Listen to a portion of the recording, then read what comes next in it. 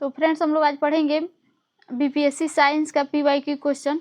इसके पहले हम लोगों ने साइंस का फिजिक्स और केमिस्ट्री का क्वेश्चन कवर कर लिया और बायोलॉजी के क्वेश्चन में 120 तक क्वेश्चन कर लिए हैं लोग। 120 वाला क्वेश्चन देखिएगा। ऐसे मनुष्य की खोपड़ी में कितनी अस्थियाँ होती है। अगर आप नहीं देखें इसके पहले वाला वीडियो तो जाके देखिएगा। प्लेलिस्ट इसका अलग अलग बना हुआ है, हर सब्जेक्ट का, साइंस का, हिस्ट्री का, बिहार जीके का, तो सारे पीवाईक्यू क्वेश्चन का अलग अलग प्लेलिस्ट है। तो देखिएगा, इसमें आज का पहला क्वेश्चन है बायोलॉजी का कि मनुष्य की खोपड़ी में कितनी अस्थियाँ होती है। तो 28 होती है। इसका आंसर ऑप्शन ए हो जाएगा। इसका एक्सप्लेनेशन देखिएगा कि एक वयस्क मानव कंकाल में औसतन 206 हड्डियाँ होती हैं। कपाल में कितना होता है तो 8 होता है, और मुख में तो चेहरे में 14 हड्डियाँ होती है, और कंठिका में 1 होता है, और कान में 6 हड्डियाँ पाई जाती है। अगला क्वेश्चन है कि मनुष्य के शरीर में पैर की हड्डी कितनी होती है, मतलब कितनी नहीं, कैसी होती है, तो ठोस होती है। इसका आंसर ऑप्शन सी हो जाएगा। अगला क्वेश्चन है कि 20 वर्ष की आयु में मानव शरीर में हड्डियों की संख्या होती है। तो मानव शरीर में 20 वर्ष की आयु में 206 हड्डियाँ होती हैं। तो इसमें ऑप्शन में नहीं दिए, इसलिए इसका आंसर ऑप्शन डी हो जाएगा। उपयुक्त में से कोई नहीं। देखिएगा कि 20 वर्ष की आयु में मानव शरीर की हड्डियों की संख्या 206 होती है। मुख्यतः 2 भागों में बटी होती है। पहला अक्षीय कंकाल जिसमें 80 हड्डियाँ पाई जाती है, और उपांगीय कंकाल जी 126 पाई जाती है। तो दोनों मिला के 206 हो जाएंगे। अगला क्वेश्चन देखिएगा कि कौन सा मनुष्य में अवशेषी अंग नहीं है। तो मनुष्य के अवशेषी अंग कौन से नहीं है, तो पहला है निकटेटिव पर्दा, बी है कड़पाली की कड़ाम मांसपेशियाँ, सामने वाले चपटे दांत, किरदंत जिसको बोलते हैं इंसीजर, और बर्मी अपेंडिक्स। तो कौन मनुष्य के शरीर में अवशेषी अंग नहीं है, तो सी हो जाएगा, सामने वाले चपटे दांत। इसका आंसर ऑप्शन सी हो जाएगा, क्योंकि निकटेटिव पर्दा और करपाड़ी की कड़ाम मांसपेशियाँ और वर्मी फार्म अपेंडिक्स, ये तीनों का हमारे शरीर में कोई काम नहीं है इस समय। देखिएगा, इसका एक्सप्लेनेशन दिया है कि जीवधारियों में अकार्य और शारीरिक अध्ययनों से हमें अवशेषी अंगों के बारे में ज्ञान प्राप्त होता है। यह एक ऐसा अंग है जो क्रियाहीन प्रतीत होता है, यानी हमारे शरीर में उसका कोई भी काम नहीं है, पर इससे पूर्वजों के क्रियाशील अंग के समझात दर्शाया जा सकता है। यानी कि जो पहले के मनुष्य थे उनके शरीर में इनका काम था, लेकिन इस समय जो मनुष्य है उनके शरीर में धीरे धीरे ये क्रियाहीन हो गए हैं। उदाहरण के लिए देखिएगा कि मनुष्य के बृहत आंत में उपस्थित कृमि रूप पटिशेषिका जिसको बर्मीफार्म अपेंडिक्स कहते हैं, एवं आँख की निमेषक झिल्ली परिशेषिका शाकाहारी रूमिटेड स्तनप्राणी प्राणियों में क्रियाशील होते हैं। अगला क्वेश्चन है कि जैविक सिस्टम में रासायनिक क्रिया की प्रक्रिया को तेज करने में उत्तरदायी पदार्थ होता है, तो एंजाइम होता है। इसका आंसर ऑप्शन सी हो जाएगा, एंजाइम। अगला क्वेश्चन देखिएगा, एंजाइम का एक्सप्लेनेशन दिया है कि एंजाइम एक जैविक उत्प्रेरक है जो प्रोटीन है, एक प्रकार का प्रोटीन है, और अन्य उत्प्रेरक की तरह अभिक्रिया की गति को तेज कर देता है, और जीवों में ज़्यादातर अभिक्रियाएं एंजाइम की उपस्थिति में ही होती हैं। उत्प्रेरक में यह अग्र और उत्क्रम दोनों प्रकार का कार्य करता है, इसलिए यह पदार्थ के निर्माण और संश्लेषण दोनों को उत्प्रेरित करता है। अगला क्वेश्चन है कि विटामिन जो खट्टे फलों में पाया जाता है, तो विटामिन सी में पाया जाता है। इसका आंसर ऑप्शन सी हो जाएगा। देखिएगा, विटामिन सी में मतलब विटामिन सी किस किस फल में पाया जाता है, तो आंवला, नींबू, संतरा, नारंगी और अमरूद में भी विटामिन सी पाया जाता है। यह चर्म को स्वस्थ रखने में, यानी हमारी त्वचा को स्वस्थ रखने में सहायक होता है, और इसका रासायनिक नाम क्या है, तो एस्कॉर्बिक एसिड है। अगला क्वेश्चन है कि विटामिन सी का रासायनिक नाम क्या है, तो एस्कॉर्बिक एसिड, एस्कॉर्बिक अम्ल इसका रासायनिक नाम है। अगला क्वेश्चन है कि दूध का किसका घटिया स्रोत है, यानी कि दूध में कौन सा एंजाइम विटामिन नहीं पाया जाता है, तो विटामिन सी नहीं पाया जाता है दूध में, इसलिए इसको घटिया स्रोत बोला। इसका आंसर ऑप्शन सी हो जाएगा। दूध को संपूर्ण आहार माना जाता है क्योंकि इसमें लगभग सभी अनिवार्य पोषक तत्व पाए जाते हैं, लेकिन विटामिन सी की मात्रा अत्यंत कम होती है। विटामिन सी का घटिया स्रोत है, पुअर सोर्स है। अगला क्वेश्चन है कि इल्यूमिन प्राप्त होता है, तो इल्यूमिन किससे प्राप्त होता है, डहेलिया की जड़ों से। इसका आंसर ऑप्शन बी हो जाएगा। इल्यूमिन एक पॉलीसेकेराइड है जो डहेलिया के जड़ से पाया जाता है। अगला क्वेश्चन देखिएगा कि 80% से अधिक सेल में पाए जाने वाला पदार्थ है, तो जल है। इसका आंसर ऑप्शन डी हो जाएगा। कि जल कोशिका की मात्रा में सर्वाधिक होती है, क्योंकि इसकी मात्रा लगभग 80% तक होती है। अगला क्वेश्चन दिया है, वर्तमान प्रमाण के अनुसार पृथ्वी पर जीव का उद्गम 2 लाख वर्ष पूर्व हुआ। इस युग में प्रोटोजोआ और शैवाल एक जीवाणु थे। तो इनका समय कब से था? तो इसमें दिया है कि प्रोटोजोआ और शैवाल जीवाणु का 3 लाख अरब वर्ष पूर्व होगा। तो 3 लाख अरब वर्ष पूर्व इसमें ऑप्शन में नहीं दिया है, तो इसलिए इसका आंसर उपयुक्त में से कोई नहीं हो जाएगा। देखिएगा इसका एक्सप्लेनेशन कि आधुनिक खोजों से स्पष्ट हो चुका है कि प्रोटोजोआ के उद्भव काल प्रारंभ 3.5 अरब वर्ष पूर्व हो चुका है। साइनोबैक्टीरिया और नील हरित शैवाल का उद्भव 2.3 अरब वर्ष पूर्व माना जाता है। अगला क्वेश्चन है कि निषेचन की क्रिया कहाँ पर होती है? तो अंडवाहिनी में होती है। इसका आंसर ऑप्शन बी हो जाएगा कि मानव में आंतरिक निषेचन होता है। मैथुन क्रिया के द्वारा नर युग्मक शुक्राणु स्त्री जननांग में प्रवेश करते हैं। शुक्राणु अत्यधिक सक्रिय और चलयमान होते हैं। करोड़ों शुक्राणु योनि में प्रविष्ट होकर गर्भाशय ग्रीवा से गर्भाशय की ओर बढ़ते हैं तथा सिर्फ एक शुक्राणु डिंबवाहिनी नली में अंडाणु को निषेचित करता है। अगला क्वेश्चन है कि आधुनिक मनुष्य का पूर्वज है। तो आधुनिक मनुष्य का पूर्वज है क्रो-मैग्नान पुरुष। इसका आंसर ऑप्शन बी हो जाएगा क्रो-मैग्नान मनुष्य। क्रो-मैग्नान मनुष्य आधुनिक मनुष्य से मिलता जुलता है। यह आज के मानव के एकदम समान 6 फुट लंबा और पूरी तरह से सीधा होता है।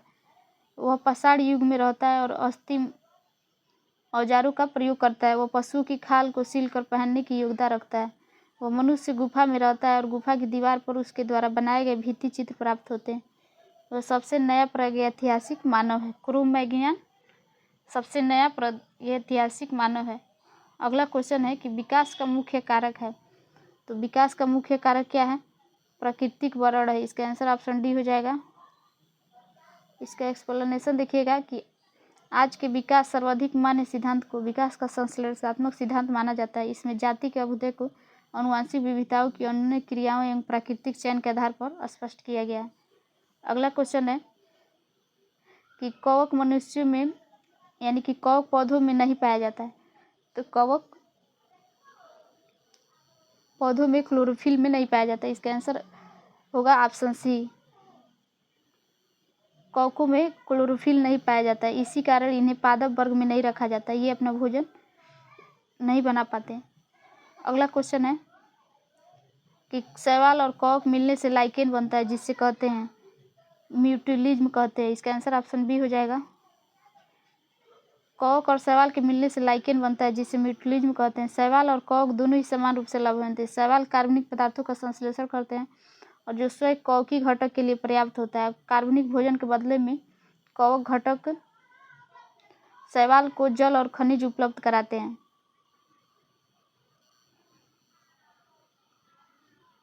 अगला क्वेश्चन है कि प्रतिवर्ती क्रियाओं में नियंत्रण केंद्र कहाँ पर होता है? तो प्रतिक्रियाओं का नियंत्रण कहाँ होता है?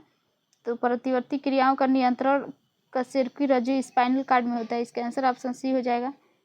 प्रतिवर्ती क्रियाओं का नियंत्रण कशेरुकी रज्जु में होता है। मेरु रज्जु एक बेलनाकार संरचना है। यह मेडुला ऑब्लांगेटा से आरंभ होकर कशेरुकी दंड से घिरा हुआ नीचे की ओर विस्तारित होता है। यह मस्तिष्करण द्वारा ढका रहता है। कुल मिलाकर 31 जोड़ी मेरु तंत्रिकाएं रज्जु से निकलती है। अगला क्वेश्चन है कि विकास का कारण है। तो विकास का कारण है पीढ़ी से पीढ़ी अनुकूलन। इसका आंसर ऑप्शन सी हो जाएगा। विकास के सर्वाधिक मान्य सिद्धांत को विकास का संश्लेषणात्मक सिद्धांत के नाम से जाना जाता है। इसमें जाति के अभ्युदय को आनुवंशिक विविधताओं को अन्य क्रियाओं और प्राकृतिक चयन के आधार पर समझा जा सकता है। पीढ़ी से पीढ़ी का अनुकूलन ही विकास का कारण है। अगला क्वेश्चन देखिएगा कि कच्चे फलों को कृत्रिम रूप से पकाने के लिए प्रयोग में लाई जाने वाली गैस का नाम है। तो कच्चे फलों को पकाने के लिए कौन सी गैस का उपयोग किया जाता है? तो एसिटिलीन का उपयोग किया जाता है और एथिलीन का भी उपयोग किया जाता है। इसलिए इसका आंसर ऑप्शन बी और डी हो जाएगा।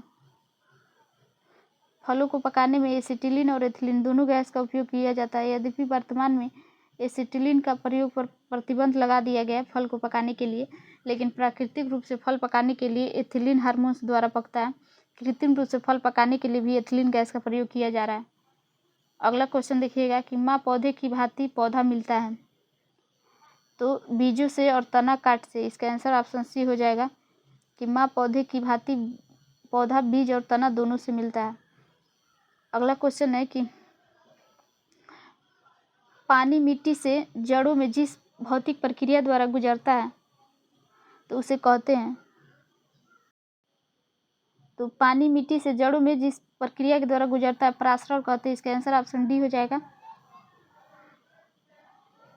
पानी मिट्टी से जड़ों में परासरण की प्रक्रिया के द्वारा पहुंचता है। अगला क्वेश्चन है कि जल से बाहर निकलने पर मछलियां मर जाती हैं।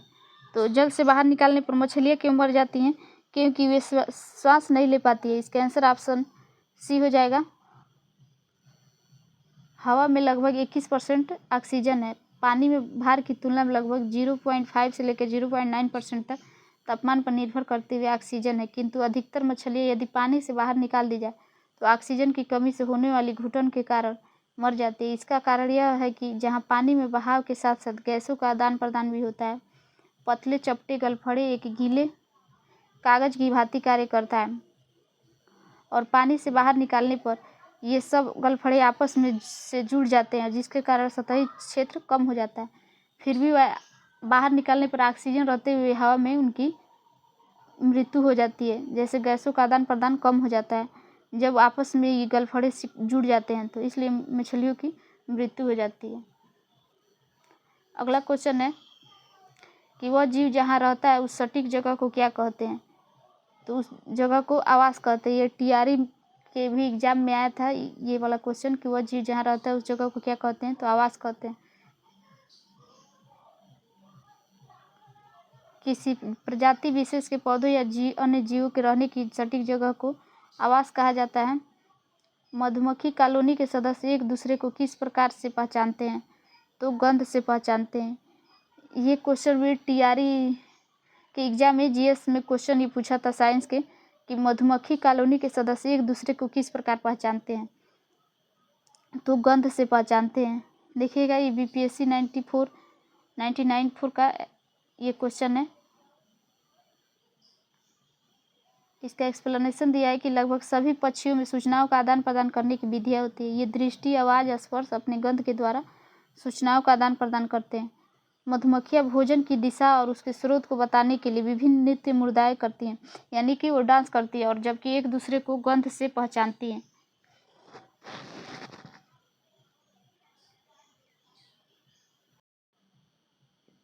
अगला क्वेश्चन है मायोग्लोबिन कौन सी धातु होती है? तो लोहा होती है। इसका आंसर ऑप्शन डी हो जाएगा। मायोग्लोबिन लोहा और ऑक्सीजन युक्त प्रोटीन है जो सभी स्तनधारियों की मांसपेशियों में पाया जाता है, जबकि हीमोग्लोबिन में आरबीसी पाया जाता है। अगला क्वेश्चन है कि मनुष्य के शरीर में खून के शुद्धिकरण की प्रक्रिया को कहते हैं? तो डायलिसिस कहते हैं। इसका आंसर ऑप्शन ए हो जाएगा। मनुष्य के शरीर में शुद्ध रक्त का शुद्धिकरण की प्रक्रिया को डायलिसिस कहा जाता है।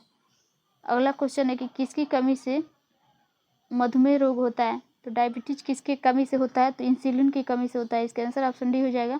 इंसुलिन की कमी से। इंसुलिन की कमी से मनुष्य को मधुमेह होता है। इंसुलिन का मुख्य कार्य क्या होता है? तो रुधिर यानी कि ब्लड में ग्लूकोज का नियंत्रण करना होता है। ग्लूकोज की मात्रा को ज़्यादा बढ़ने नहीं देता है, इसको मेंटेन करना रहता है बराबर। इसकी कमी अगर हो जाए तो रक्त में ग्लूकोज का नियंत्रण नहीं हो पाता है। इंसुलिन की कमी हो जाता है तो ग्लूकोज का नियंत्रण नहीं हो पाता है, इसलिए डायबिटीज नामक रोग हो जाता है मनुष्य को। अगला क्वेश्चन है कि एड्स किस कारणों के द्वारा होता है? तो एड्स वायरस के द्वारा होता है, यानी विषाणु के द्वारा। इसका आंसर ऑप्शन सी हो जाएगा।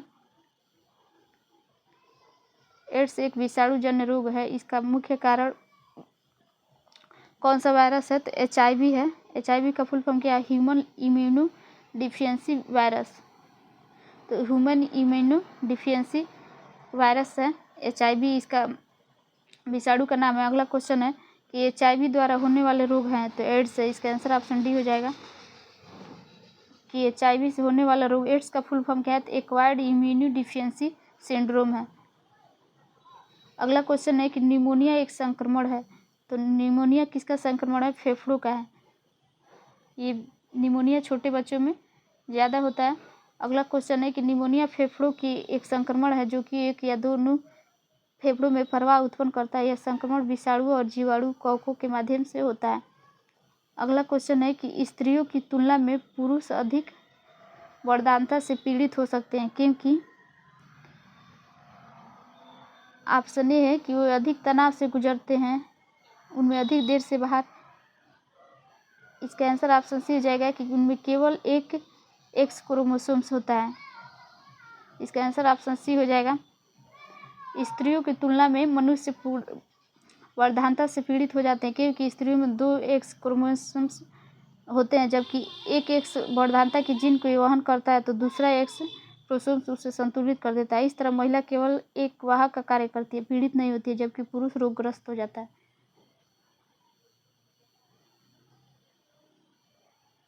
अगला क्वेश्चन है एस्पिरिन कहाँ से मिलती है? तो एस्पिरिन कहाँ से मिलती है? पेड़ से मिलती है। इसका एक्सप्लेनेशन देखिएगा।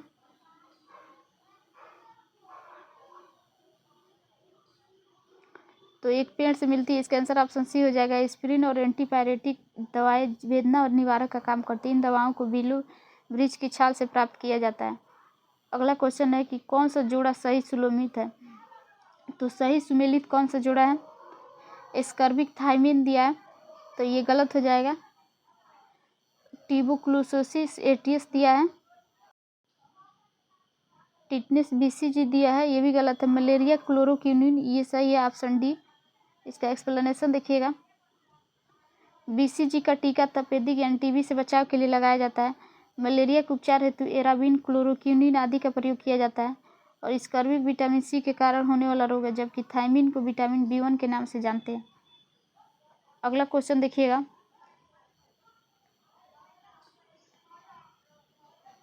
गेहूं की खेती के लिए कौन सा उर्वरक का उपयोग किया जाता है? तो नाइट्रोजन का। इसका आंसर ऑप्शन ए होगा कि गेहूं की खेती के लिए नाइट्रोजन का उपयोग किया जाता है, जो यूरिया में मिलता है। अगला क्वेश्चन है कि क्लोरोफिल में कौन सा धातु आयन पाया जाता है? तो मैग्नीशियम आयन पाया जाता है। इसका आंसर ऑप्शन बी हो जाएगा कि क्लोरोफिल में मैग्नीशियम आयन पाया जाता है। क्लोरोफिल पौधों में उपस्थित हरे प्रकाश संश्लेषण वर्णक है।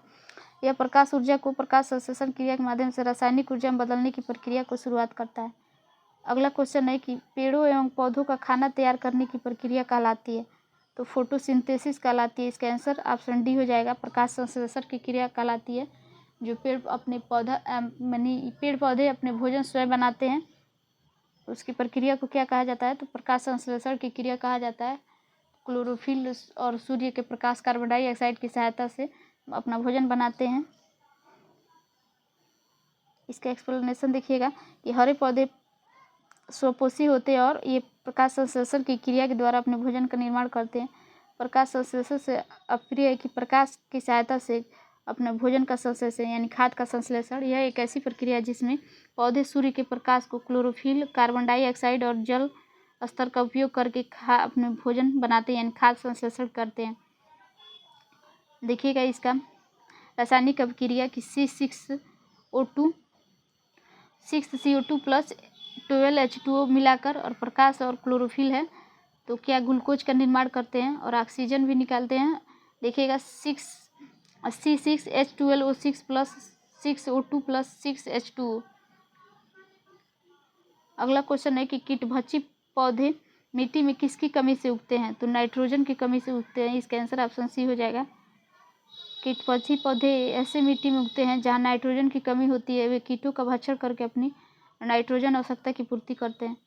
अगला क्वेश्चन है कि जीवन चक्र की दृष्टि से पौधे का सबसे महत्वपूर्ण अंग है? तो पुष्प है। इसका आंसर ऑप्शन ए हो जाएगा। इसका एक्सप्लेनेशन है कि जीवन चक्र की दृष्टि से पुष्प पौधे का सर्वाधिक महत्वपूर्ण अंग है। पुष्प ही परागण द्वारा भ्रूण का विकास होता है, जिससे बीज बनता है और बीज के अंकुरण से पुनः पौधा बनता है। अगला क्वेश्चन है कि पौधे का तना सभी हिस्सों में भोजन वितरित करने के लिए मदद करते हैं। तो पौधे का तना सभी हिस्सों में भोजन को वितरित करने और भंडारण करने में भी मदद करते हैं। तो पौधों के भंडारण, पौधों को आकार देने, इसका आंसर उपयुक्त में से एक से अधिक हो जाएगा। ऑप्शन ई हो जाएगा। इसका एक्सप्लेनेशन है कि पौधे का तना पौधे के सभी हिस्सों में भोजन को इस जल के साथ वितरित करने, भोजन को भंडारण करने में मदद करता है। यह पौधों की पत्तियां, फूलों और फलों को सहारा देने के साथ साथ पौधों को आकार देने में भी मुख्य भूमिका निभाता है। इसलिए इसका आंसर उपयुक्त में से एक से अधिक हो जाएगा